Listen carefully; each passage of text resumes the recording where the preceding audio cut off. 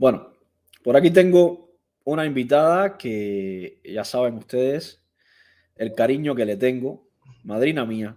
Querido, ¿cuántos raticos sin hablar tú y yo? Sí, madrina, hoy necesito a alguien por aquí que me relaje porque ya sabes que estos temas me hierven la sangre. Mira, yo te voy a decir algo. Yo estaba escuchándote, claro, trabajando y escuchándote. Y te voy a ser honesta, hubo un momento que tuve que poner una musiquita y relajarme porque tú sabes que estoy tratando de que no me suba la presión, de no alterarme. Y este es el tipo de cosa que te llena de una frustración porque lo que decimos, ¿cómo es posible que el mundo haya cerrado los ojos a estas cosas y que tanta gente haya tenido que padecer, ¿no? Pero te estaba escuchando y es terrible y tú me habías hablado y tú sabes que tú y yo hemos hablado de cuestiones personales y tú dirás, madrina, ¿cómo no has hecho una directa con ese tema? Porque no puedo, Carlito, es demasiado fuerte, es demasiado... Madrina, yo no lo he vivido de cerca y yo no sé si es porque hay personas que la empatía la tienen más desarrollada que otras, pero madrina, yo leyendo la bibliografía que hay, los testimonios de tortura, madrina, me he echado a llorar. Yo me he echado a llorar. Es muy fuerte, muy fuerte. Y son cosas que yo te juro que uno no quisiera. Tú sabes que yo he dicho, mira que yo he dicho veces en una directa que yo tengo una marca en este brazo, que es una herida, que voy a hablar de eso, voy a hablar de eso. Y a veces hay personas que están desde el principio del canal y me preguntan, ¿cuándo va a hablar de eso? Es que me hace daño, Carlitos, y estoy tratando de hacer las cosas que no me hacen daño. Yo creo Háblame de tu relación con la tortura. Mira, yo estuve casada 11 años con un preso político, me casé muy jovencita y fue para mí un acercamiento a la realidad de Cuba, a pesar de que yo conocí la mayoría de las cosas que pasaban en Cuba desde aquí, cuando llegué aquí.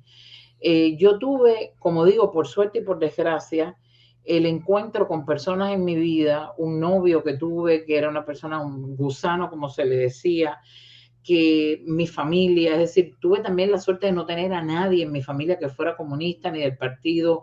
Toda mi familia no participó en el proceso, sobre todo la familia por parte de mi padre, que es de la que yo tengo mucha influencia. Pero en algún momento de mi vida, hay una persona que está en mi vida desde temprano, pero nos reencontramos cuando yo era un adolescente porque él había estado preso y yo lo perdí de vista. Era amigo de mi padre y yo lo perdí de vista. Él me llevaba unos cuantos años en el tiempo que él estuvo preso político. Y cuando él salió de prisión, ya yo era una jovencita y a pesar de que él me conocía desde temprano, pues empezamos una relación y fue mi esposo de 11 años. Las historias, no solo de él, sino las historias de sus compañeros de causa y la gente que él conoció en el Combinado del Este, donde pasó la mayoría del tiempo de su presidio. La sentencia de él fue juzgada, por supuesto, por seguridad del Estado.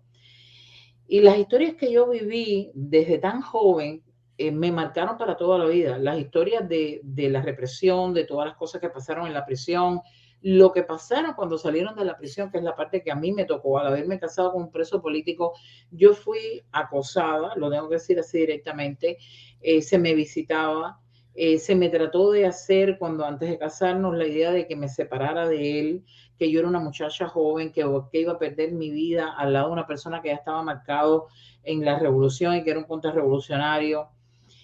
Y los cuentos eran terribles. Luego, nosotros por el acuerdo del año 79 de migración de Estados Unidos con Cuba, que salieron muchos presos políticos a Venezuela en aquella época. En el caso nuestro teníamos que haber salido primero, pero salió Radio Martí al aire y nos suspendieron la salida por un tiempo.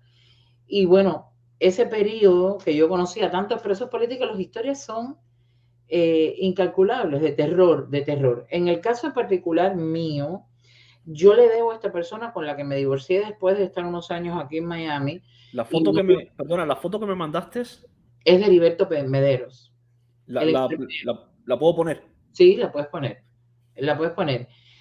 Esto fue parte de lo que me pasó. Yo le debo un poco. Yo terminé en unas relaciones muy no amistosas con mi primer esposo. Yo he tenido relaciones con mi segundo esposo, una perfecta relación, pero con mi primer esposo no terminamos muy bien precisamente porque yo creo que él fue una persona que quedó extremadamente dañada desde la prisión, muy dañado. Conclusión que eso todo repercutió en mi relación de pareja Y yo podría escribirte un libro de lo que es vivir con un individuo que ha pasado por una prisión castrista y las secuelas que eso deja a nivel emocional y psicológico. Pero bueno, de eso yo no quiero hablar porque yo estoy hablando contigo y se me eriza la cabeza y estoy tratando de controlarme porque son experiencias muy personales, ¿no? ¿Quién es este señor? Ese señor es Heriberto Medero. Ese señor, cuando yo todavía vivía en Cuba, casada con mi primer esposo, eh, él siempre me hacía el cuento de este señor. Me hablaba de que mi esposo lo manda a Villa Marista y en Villa Marista, ya llevaba como un mes y pico, 2 meses en Villa Marista, le dio como un ataque, como es lógico, bajo presión, le ponían frío, le ponían calor, le metían gente en la celda y llegó un momento que le dio como una especie de ataque nervioso y lo mandaron a la sala castellano del hospital psiquiátrico conocido como Mazorra. En esa sala, en ese hospital habían 2 salas donde mandaban a todos los presos de seguridad del Estado, que era la Carbó Serviá y la Castellano. En el caso de mi esposo, mi ex esposo, él estuvo en la Castellano. Y él me hacía los cuentos, que cuando él estaba ahí me hacía toda la historia, no quiero entrar en detalle, Carlito, porque me voy a poner mal, pero él me hacía los cuentos de cómo era la celda, cómo le tiraban el agua fría. Yo sabía que me iba a poner mal. ¿Ves por qué no hablo de esto? Dame un minutico y yo me compongo.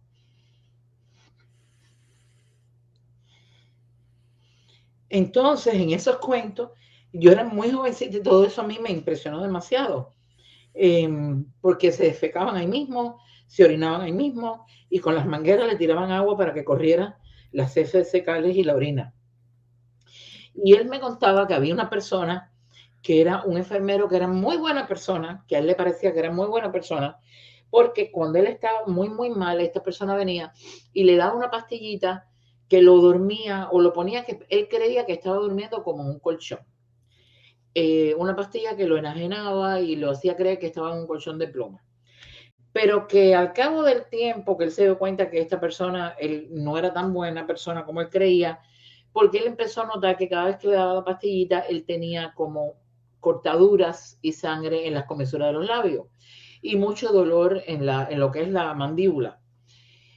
Y ahí empezaron a hablar, ellos se gritaban de celda a celda, porque había mucha gente allí que no estaba enferma de los nervios, como era el caso de mi esposo, y presos que estaban allí que no eran pacientes psiquiátricos, no eran pacientes psiquiátricos.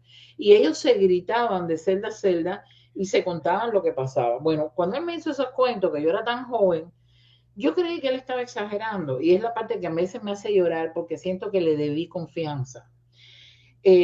Yo creí que él exageraba y él me decía, a mí me dieron electroshock y me explicó todas las historias, cómo él tenía las comisuras dañadas, la sangre, los estados de depresión en que entraba y él estaba convencido que le habían dado electroshock a él y a otros presos. Yo, como te Este, digo, no le este creí. era el señor que le daba la pastilla. Este era el señor que daba la pastilla. Llegamos a los Estados Unidos en los años 80 y un día estamos frente a la televisión y un amigo de mi ex esposo, que también había estado preso, lo llama por teléfono y le dice que fuera a ver el noticiero, que iban a dar ciertas noticias. Eso salió por el Miami Herald. Eso fue, Carlitos, si yo no me recuerdo mal, sería en el 91, en el año 92, aproximadamente en el 92. Y este señor sale en la televisión, salió en el Miami Herald. Y lo que pasó fue que en el año 91, un cubano que si tú me matas yo no me puedo acordar cómo se llamaba, creo que de apellido Lago, y un señor americano hicieron un libro sobre las políticas de la seguridad del Estado contra los presos políticos, pero sobre psiquiatría, cómo los trataban como pacientes psiquiátricos. Ellos sacaron un libro en el año 90, 91, y ese libro lo presentaron en una comisión de derechos humanos. En esa investigación, en ese libro, ellos entrevistaron a un montón de presos políticos que algunos eran amigos de mi primer esposo. Y por lo menos 20 veces sale a relucir este señor con los electroshocks. Entonces hay 4 presos políticos que los reconocieron muy bien, muy bien, muy bien. Entre ellos uno que vivía en Hollywood Beach, creo que era, que de hecho yo he tratado de contactarme con él, pero parece que él murió y yo logré contactar con una hija de él, porque yo en algún momento quise hacer este programa, pero desistí porque para mí es demasiado fuerte, te lo digo de verdad. Y esos 4 presos fueron testimonios muy fuertes. Y él tuvo, en esa entrevista que él le hace en Miami Herald, porque él lo entrevistó el FBI, él había entrado aquí en el año 84, llevaba 4 años trabajando en un centro convaleciente en Hialeah, en como un centro de personas que estaban en rehabilitación y de como un nursing home, una residencia. Él llevaba 4 años trabajando ahí porque él había llegado aquí en el año 84, 85, llegamos casi juntos y lo descubrieron. Uno de esos presos lo reconoce y lo descubre. Él llegó aquí con una visa que supuestamente tenía desde el año 60, que por alguna razón no vino. Él trabajó en Mazorra cerca de 40 años. Te estoy hablando todo lo que yo recuerdo de lo que se habló en la televisión en aquella época, el Miami Herald. Recuerdo que un periódico que había en Broward también hizo un reporte grandísimo de él, que yo lo leí en papel, porque en aquella época no había internet, en papel. Y el caso fue que el FBI lo apresó. Yo recuerdo que Ileana Ros-Lehtinen fue la que más presión hizo para que Migración y el FBI lo entrevistaran. Lo entrevistaron. No pudieron demostrar nada a primera instancia. De hecho, con el Miami Herald él tuvo que reconocer, porque en el caso de mi esposo ese era el testimonio que tenía, pero los otros presos, él estuvo en Mazorra. En el caso de mi esposo estuvo en Mazorra a finales del 79, principios de los 80.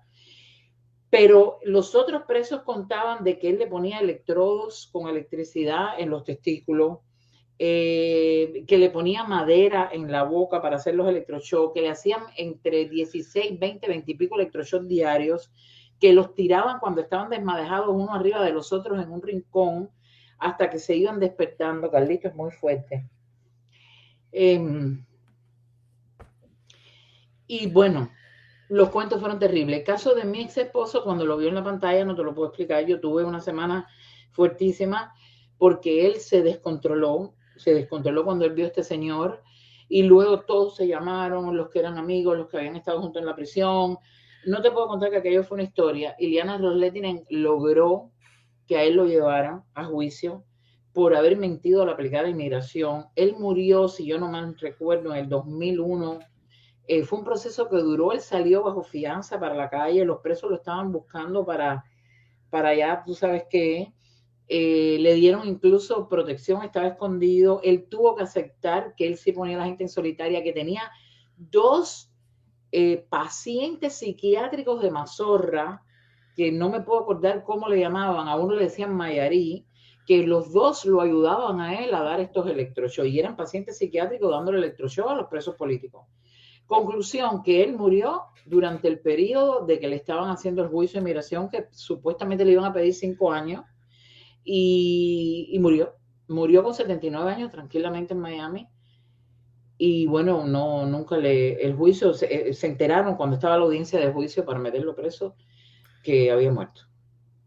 Y ¿Qué secuelas, madrina, dejan en una persona muchísimas. Yo de los eso no puedo electroshocks y esas torturas? muchas, muchas, muchas, muchas. A mí, yo viví con una persona que le cambió la vida, pero además me la cambió a mí también. Es muy fuerte,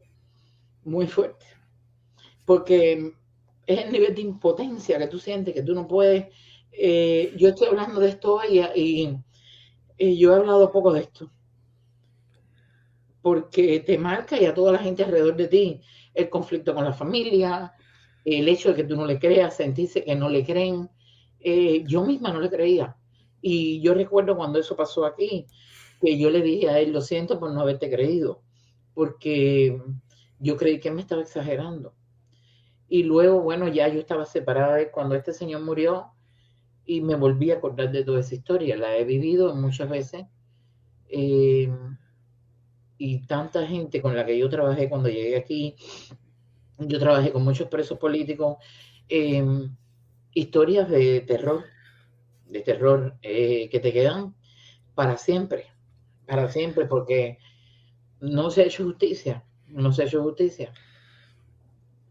Marina, Y yo he hablado con personas que no estoy autorizado para decir su nombre, eh, con personas que han sufrido torturas en Cuba. De hecho, hablé con dos plantados, hablé con 2 plantados, y me contaron, después de hacer un esfuerzo muy grande me contaron lo que vivieron. Ellos no estuvieron plantados en Isla de Pino, estuvieron plantados en, en La Habana, uno y creo que en Santiago de Cuba, si mal no recuerdo, otro. Y Madrina, había algo que le llamaban las gavetas, que sale en la película de Plantados, en esta película nueva, que me decía uno que era lo que más miedo le tenía, porque era una gaveta en vertical donde los metían ahí parados, no podían sentarse, acostarse, agacharse, tienen que estar parados ahí y ahí los dejaban una semana, 10 días, ahí parados, desnudos. Carlito, una de las historias que yo escuché mucho entre los presos de aquella época, yo recuerdo que yo iba casi, yo te diría que yo iba por lo menos cada 15 días a la casa del preso aquí en Miami, que estaba en la 13 y la 13 justamente de esa juez, en la pequeña Habana, se llamaba el presidio político, pero le decíamos la casa del preso, y ahí se reunían. Nosotros llegamos aquí, no teníamos amigos, no teníamos a nadie, y los presos hacen, mira, hay una cosa que yo viví, los presos hacen los presos políticos cuando llegaron aquí hicieron una especie de hermandad. Y yo tuve amigos presos y gente con las que trabajé incluso. Recuerdo, por ejemplo, un amigo mío de nombre Bruno que estuvo 20 años preso y cuando llegó a Miami nunca se casó, nunca tuvo hijos porque él estuvo en solitaria, nunca pudo rehacer su vida. Fuimos compañeros de trabajo y tuvimos una relación, un tipo súper simpático, agradable, pero con padecía de lo que le llaman aquí el efecto postraumático. Nunca se pudo casar, nunca pudo vivir tranquilamente en un solo lugar, eh, tenía problemas de ansiedad, no digo su apellido porque no estoy autorizada, no tuvo familia tampoco, y había estado 20 años preso. Y los presos hicieron como una especie de hermandad cuando llegaron aquí, y yo llegué de 24 años, Carlito. Yo íbamos a veces los sábados, los viernes, y nos reuníamos allí, y yo aprendí muchas historias a través de ellos. Hicieron esa especie de humanidad que era como una cofradía que hablaban solamente de lo que les había pasado. Y yo después de vieja me di cuenta que estaban haciendo una terapia, porque era gente que nunca pudo sobrepasar lo que les tocó vivir. Y al estar ellos juntos, tener esa hermandad, contarse las historias, recuerdo que para mí, mi mente de joven, era raro cuando decían, siempre se presentaban así. Tú sabes que los cubanos cuando nos vemos decimos, ¿de qué parte de Cuba tú eres? Ellos se decían, ¿cuál era tu sentencia? ¿Cuál era tu causa? Siempre se presentaban así, eso lo tengo grabado. En vez de decir de dónde tú eres de Cuba, era cuál era tu causa. No, mi causa era la de 79, de tal y tal y tal. No sé, a lo mejor de un sabotaje que hubo, de esto, o lo otro. Y se presentaban así. ¿Y en qué prisión tú estuviste? ¿Y en qué año estuviste? Y se conocían entre ellos. Y creo que hicieron la terapia, pero se le hizo muy poca justicia. Muy poca justicia. Y yo conocí historias de primera mano desde fusilamiento. Yo siempre hago la historia de un señor que era de La Palma, Pinar del Río. Y ese señor yo lo conocí, una persona encantadora, era masón, una bella persona, una familia muy linda, que de hecho él y un amigo nuestro que había estado preso también como 15 años llegó y prácticamente no duraron, se murieron muy pronto. A los 2 años de estar aquí se habían muerto. Yo conocí a Chanes de Armas, yo conocí a Roberto Martín Pérez y allí conocí a gente que yo lamento no haber guardado los recuerdos bien y que se me han ido borrando, ¿no? Y yo recuerdo a ese señor, como hacía el cuento, que en el cine La Palma, cuando fueron a fusilar en aquellos juicios sumarios, pusieron unas mesas en lo que es el escenario del cine. Y en la parte de atrás las madres estaban adentro, a él lo estaban juzgando, y su madre estaba en el público. Y dice que sentenciaban a muerte a los muchachos jóvenes por hacer nada, y se los sacaban por la parte de atrás del cine y se oía dentro Los disparos. del cine, los disparos y las ráfagas. Sí, madrina. Eso me lo han contado también. Eso, las historias, yo he borrado historias, Carlito. Te digo que he borrado historias. Otro que al hijo se lo tiraron al mar y se lo trajeron comido por los peces y era contra él, por ir contra él. Las historias eran, no había internet, no había, éramos una burbuja. Acuérdate que en Cuba no se permitía hablar con extranjeros, mucho menos con periodistas, no había prensa extranjera. Las cosas que pasaban se quedaban allí, porque no había manera de sacar información. Con razón, por ejemplo, el libro de Armando Valladares fue tan importante, porque que alguien sacara un libro dentro de la prisión fue tremendo. no había manera de saber. Tú sabes el documental, que hay un documental buenísimo de Néstor Armentero que se llama Nadie Escuchaba. Nadie escuchaba así. Empecé la directa hoy diciendo que para hablar necesariamente de los presos y las torturas en Cuba, hay que empezar por ver ese documental. Nadie escuchaba. Yo Nobody listened. recuerdo cuando salió y yo recuerdo aquella época. De hecho, también todo lo que se ha hecho con fondos de los cubanos cooperando. Mira, el otro día que tú sabes que el foro de la Fundación de Liberalismo y Federalismo y Libertad de nuestro amigo Franz Zimmerman hicieron esta reunión en el Museo de la Diáspora, el Museo Americano de la Diáspora Cubana que está en Coral Gables. Y ahí estuvo Gloria Álvarez, estuvo María Guardado, etcétera, y yo fui. Y, y estábamos oyendo las historias de lo que se estaba contando allí. Allí conocí a Diego Suárez. Conocí, no, yo lo conocía. Diego Suárez, un cubano de la Fundación Nacional Cubano-Americana, un señor que tiene ya muchísimos años, casi 90, que yo lo conocí en el Versalles, tomando café. Y cuando él estaba sentado delante de mí, yo me puse a hablar con la esposa, y él llegó y alguien me dijo, el esposo de ella, pero no me supieron explicar. Cuando lo vi llegar, lo conocí y le dije, Diego, por supuesto, él no me reconoce a mí. Yo a veces iba al Versalles y me encuentro con personas, Musculito, que murió hace poco, que estuvo en varias incursiones, que fue de la CIA, etcétera. La historia estaba ahí en Miami, estaba ahí.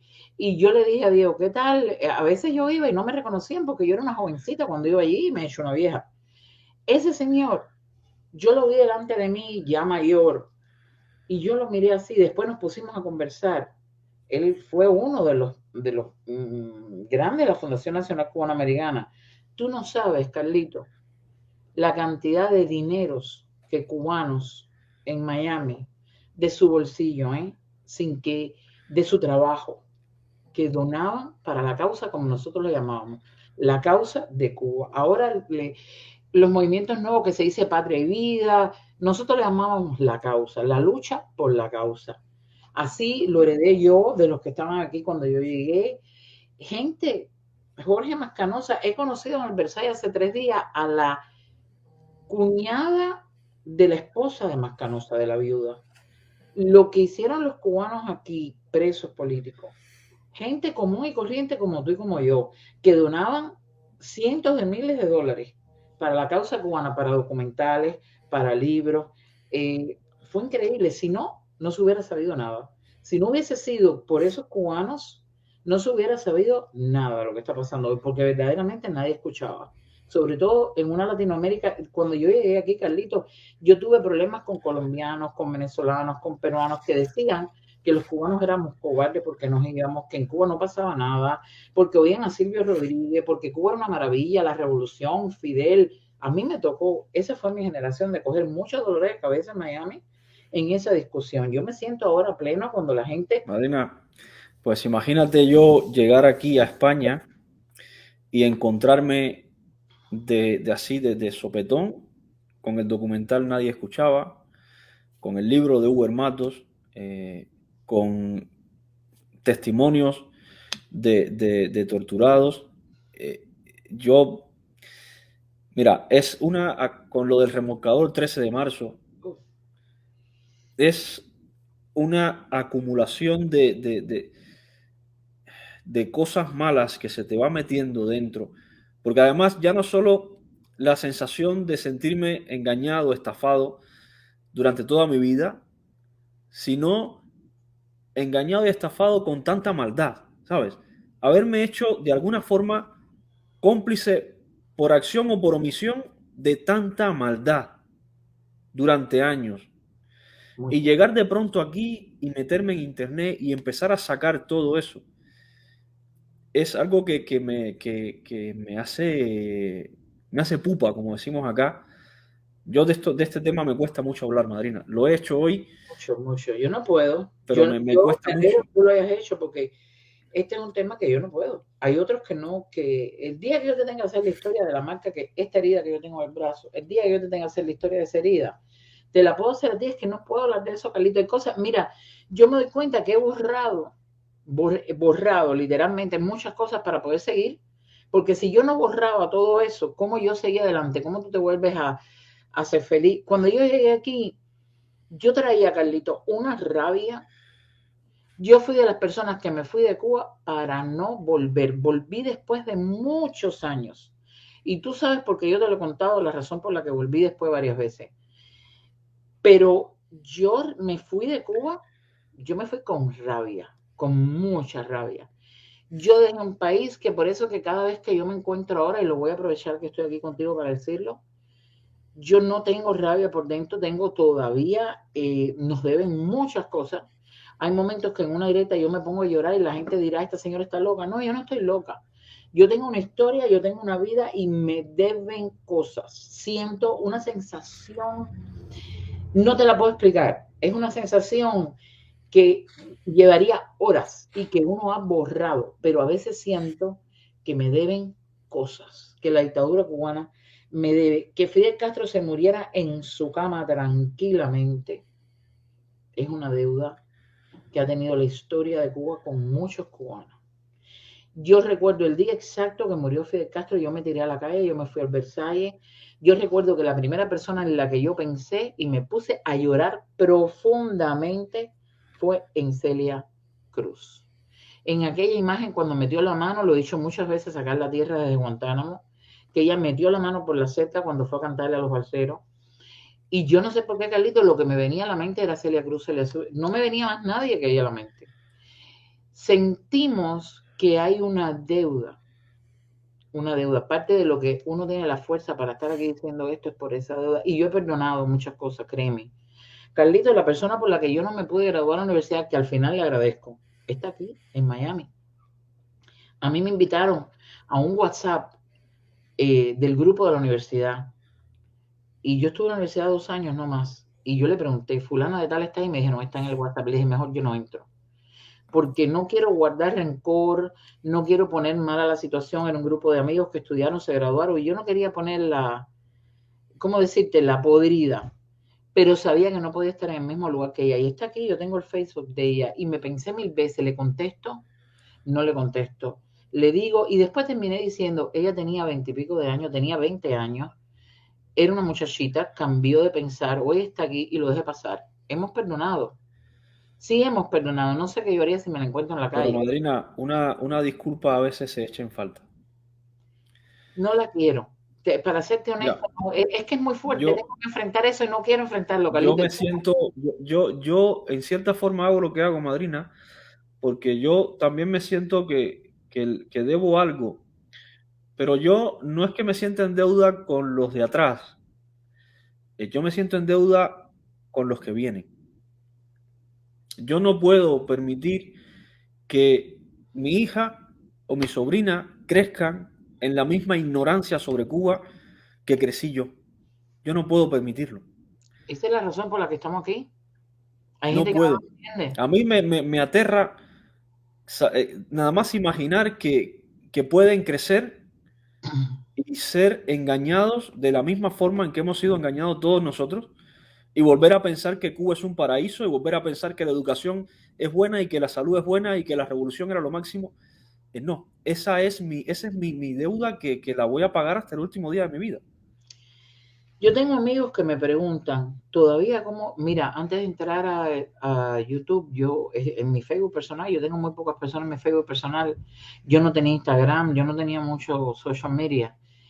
Yo escribía, lo que hacía era escribir, que me ayudó mucho siempre. Y yo hablaba de Cuba, muchísimo, pero sobre todo hablaba también de los Estados Unidos. Y desde que yo entré en YouTube, tú sabes que a mí me atrapó el tema de Cuba otra vez, que yo nunca lo había abandonado. Yo me pasé la vida hablando en el barbecue, en la fiesta, con los amigos. Los primeros años míos aquí era una ansiedad por hacer algo. Yo te he contado que yo fui a EFA 66, yo conocí a Nazario Sabén. Tú conoces a todo el mundo, yo no, yo oía a Pérez Roura, a Emilio Milián, a Carlos Demán, a Marta Flores, Agustín Acosta, Agustín Tamargo, eso era lo que yo oía. Y yo todo lo que hacía era oír política, política, política. Yo a veces digo que el acento que yo tengo en inglés y los paquetes que meto es que me quedé viviendo en Cuba desde la política. Yo me adapté a vivir en los Estados Unidos, me mezclé, aprendí el idioma, etcétera, etcétera, pero sin embargo, políticamente me quedé muy ligada porque además trabajé con la Iglesia Católica, trabajé con montones de organizaciones que ayudaban a los presos políticos, estuve involucrada en eso. Y no me pude escapar. Pero yo tengo amigos que se escaparon. Se escaparon que tú hoy no le hables de Cuba. Hablan de los Estados Unidos, de las elecciones, pero no quieren oír hablar de Cuba. Donde yo me he sentido en YouTube tan cómoda porque me encontré gente que quería hablar de lo que yo hablaba, que era de Cuba. Porque mis amigos, Carlitos, los que llevan 40 años aquí, 50, 30 años aquí, que son la mayoría de mis amigos, no quieren hablar de Cuba. Y yo los entiendo. Yo los entiendo porque además después nos pasó eso que tú no has vivido y que si algún día tú vienes a Miami, entonces otra historia. Tú sabes que yo siempre digo en las directas melcocha de Malanga, porque es que yo no sé qué nombre darle. A mí se me ocurrió decir la melcocha de Malanga, lo que hemos tenido que vivir, los que estamos fuera y hemos tenido que ver el intercambio cultural, los que tuvimos que ver a Jaila Monpié aquí, que yo no sabía, yo me tiré una foto con Jaila Monpié en un restaurante, porque yo no sabía quién era, ni que le había dado un beso a Fidel Castro. Los que el no entender qué pasaba en Cuba, en ver a los cubanos llegar y sentirte tan diferente. Yo regresé a Cuba después de muchos años y cuando yo llegué a Cuba, eso es una historia que no te la puedo explicar, era un país diferente. Yo lloré los 21 días que estuve en Cuba, pero no era mi país.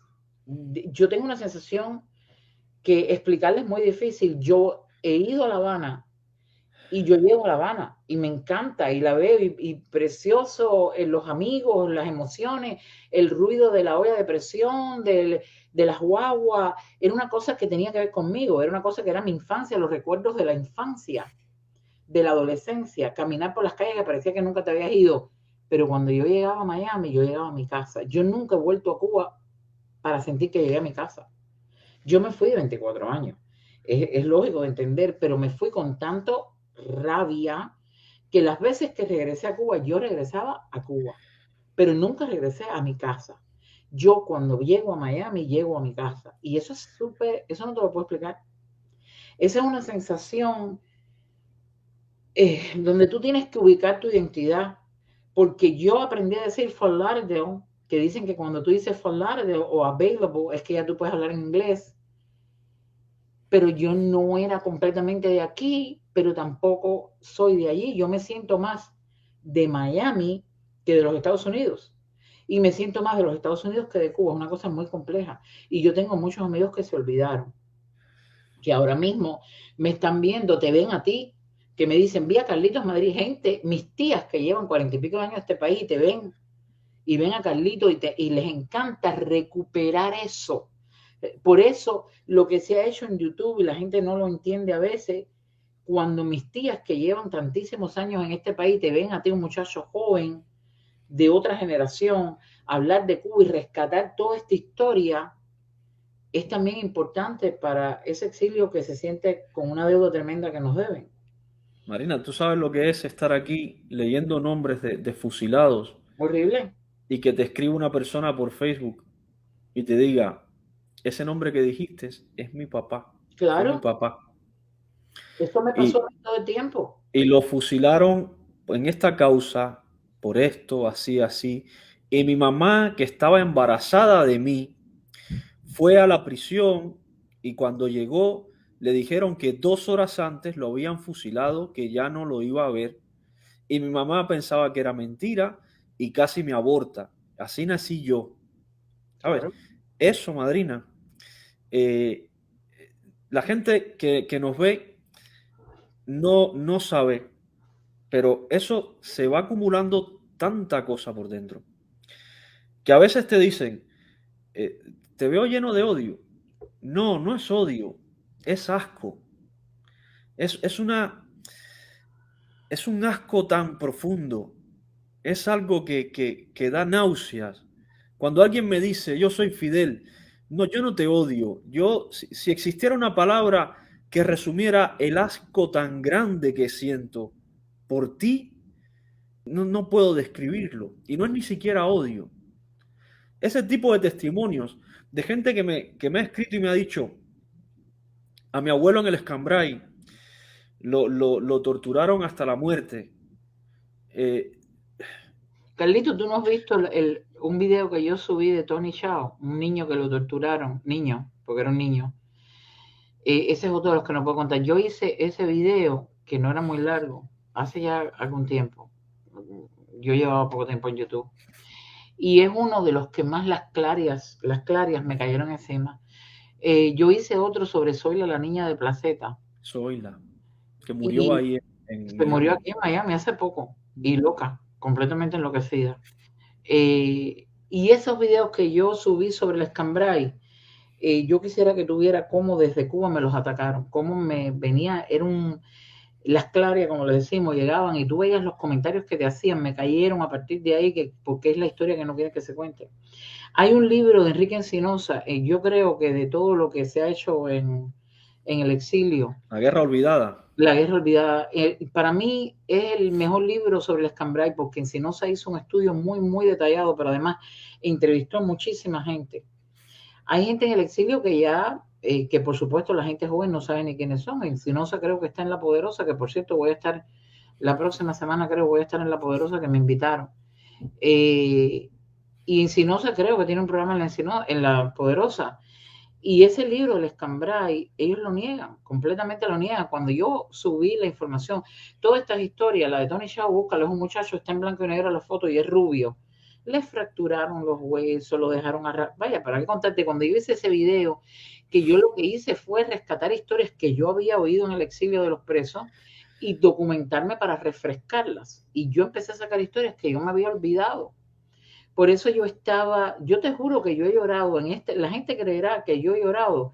Yo era una gente que no lloraba. A mí me costaba llorar, Carlito, increíblemente. Y yo desde que estoy en YouTube lloro muy a menudo y eso que he tratado de esforzarme mucho. Me alegro haber llorado cuando empecé tu directa porque si no lloro me da se me revienta la cabeza con la presión.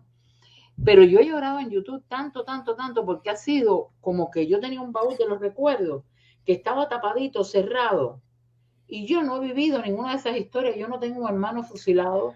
¿Tú te imaginas la gente que tiene esa historia por dentro? ¿Tú no viste el programa que yo hice con María Huerlao? ¿Tú no lo has visto? Yo te voy a hacer esta historia, porque ojalá que puedas traer a María.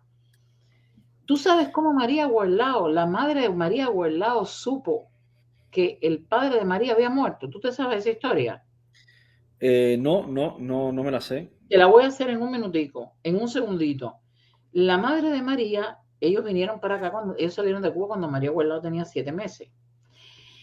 Y el padre de María, que había luchado contra Batista, cuando llega Fidel Castro, que él llega aquí, él siente, así lo cuenta María en ese video, en esa entrevista que le hice, conversación, tú sabes, yo no hago entrevista, y el padre siente que él tiene que hacer algo, Marcelo, ¿qué tal? Marcelo, como te he escrito veces, él siente que tiene que hacer algo porque él ayudó contra Batista, de alguna manera ayudó a Fidel, y él tiene que hacer algo para sacar a Fidel de allí. Y él entra aquí, él se enrola en la brigada y él va a Bahía de Cochino.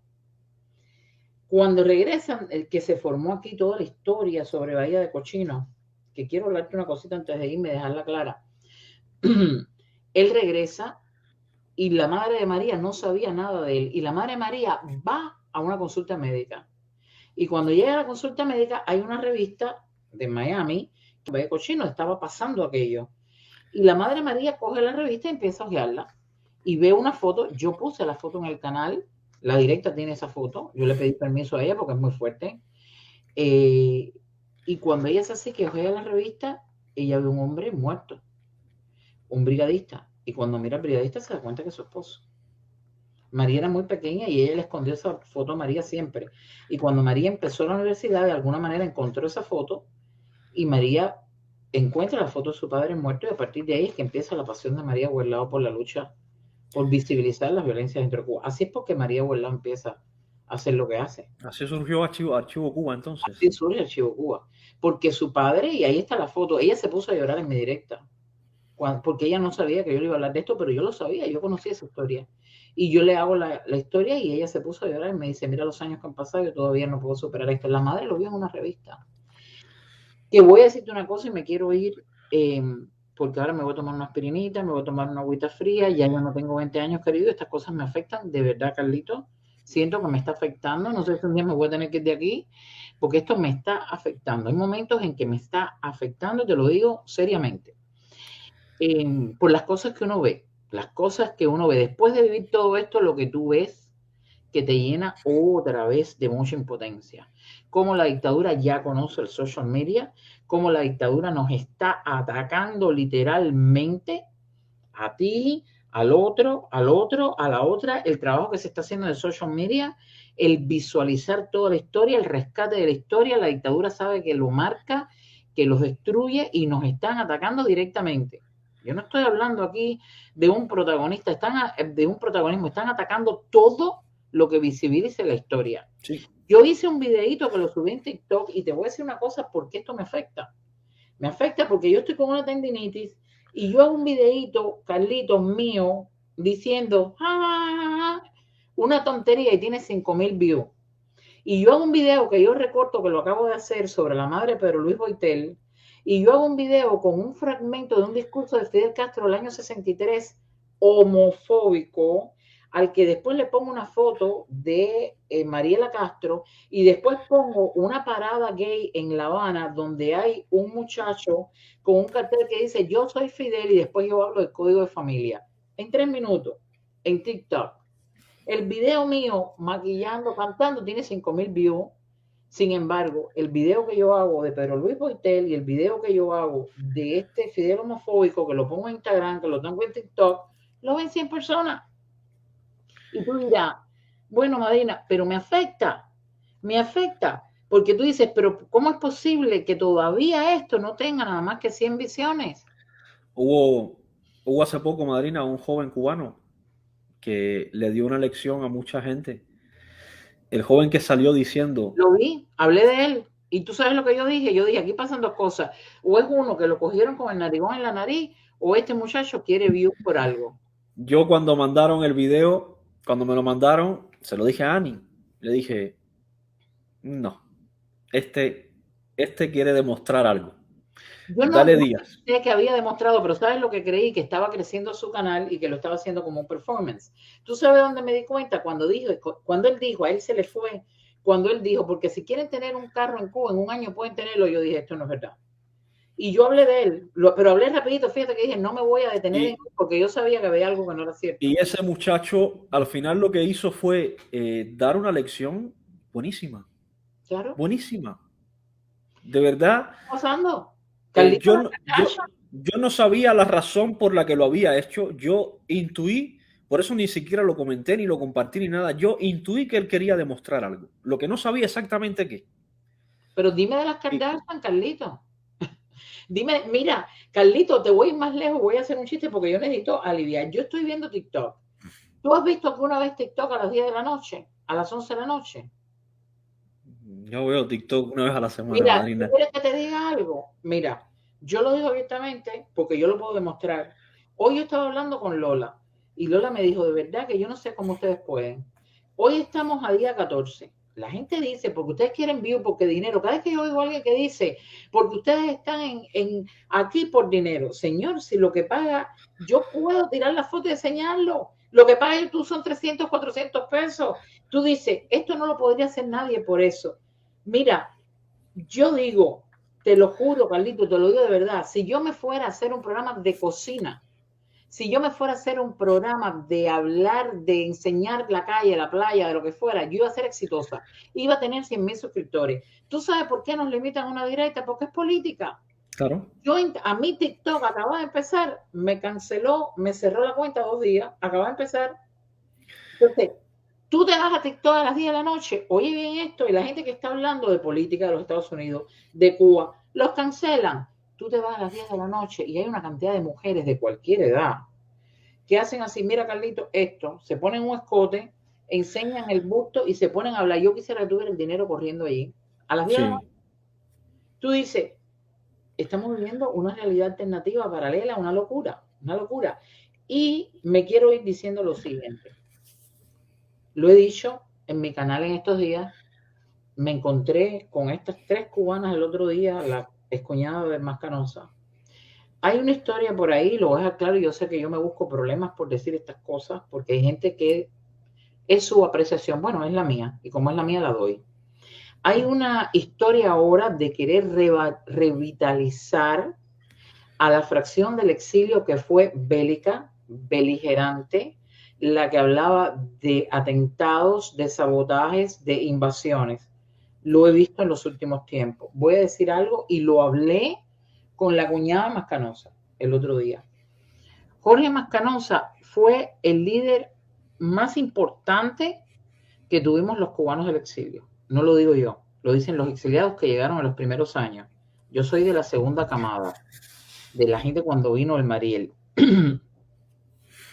Jorge Mascanosa fue un hombre que aprendió el lobby de la política norteamericana y dicho por él, que lo dijo en muchas entrevistas, yo lo seguía todas las entrevistas que dio y yo me senté en un mismo cuarto, tuve la alegría, el aprendizaje, la experiencia, no voy a decir honor porque era un hombre muy humilde, muy sencillo, de estar en el mismo cuarto y hablar y conversar y que Jorge Mascanosa, como yo era una joven cubana recién llegada, tuviera mucho interés de saber lo que yo pensaba, no solo yo, un grupo de muchachos jóvenes.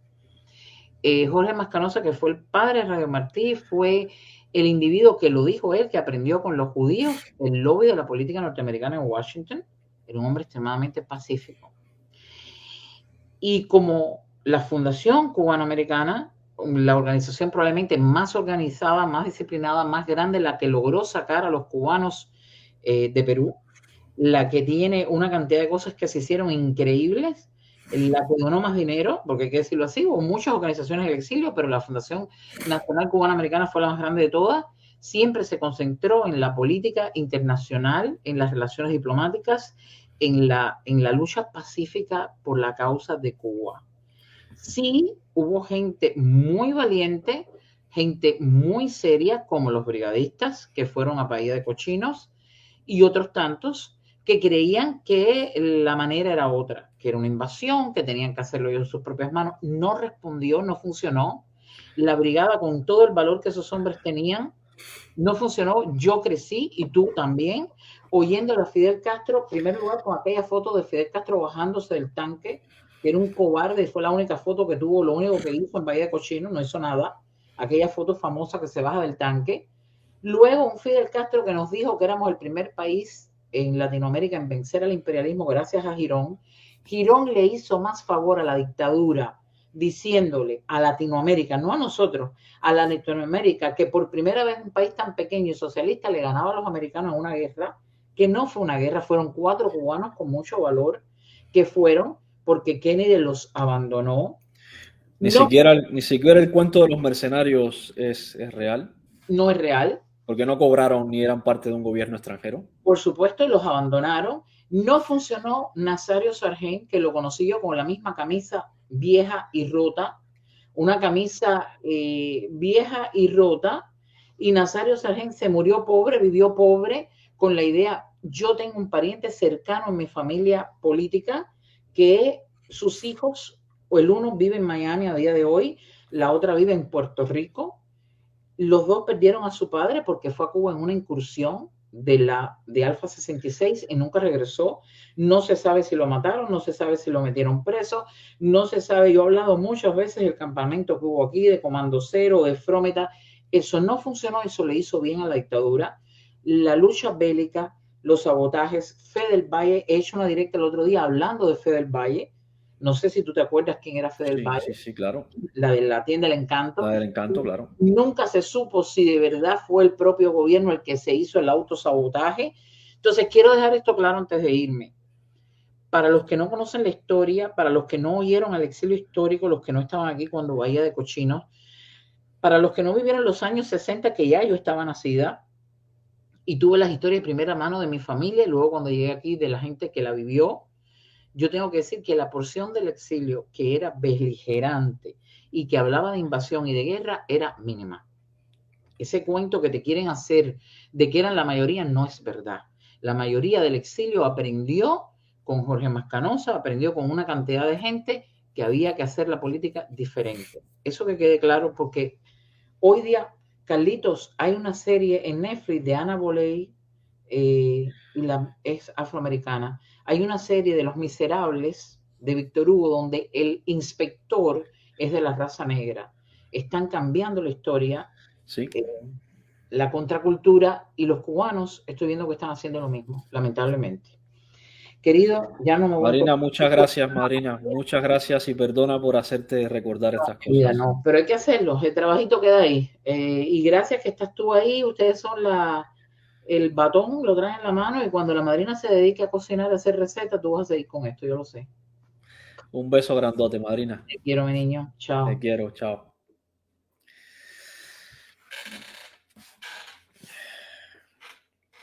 Les comparto algo por aquí en pantalla. El que pueda localizar esto. Héroes del Escambray, de Enrique Encinosa. Esto es un trabajo muy minucioso, donde